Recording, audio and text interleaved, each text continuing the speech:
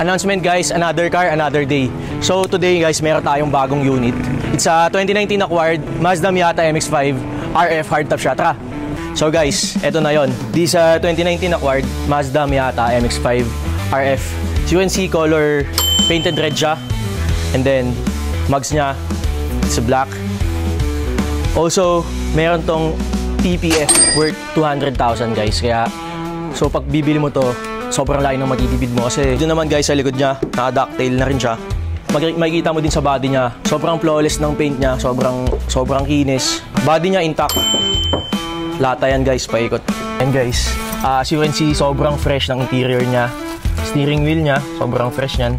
Wala yung kahit anong bakbak dito. Leather, sobrang linis niyan guys. Let's talk about the mileage naman ito. As you can see, 10,000 kilometers lang yan. So this car is color red, kaya makikita mo sa interior niya, may mga red accent siya. Ayan.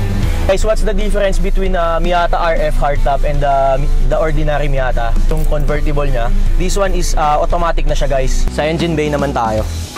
Basically, it's a Skyactiv technology ng Mazda. 0.0 liter yung engine bay niya. So guys, we are selling this 2019 acquired Miata MX-5 for 1,880,000 pesos guys. Bali, negotiable pa naman yan. Punta lang kayo dito sa showroom.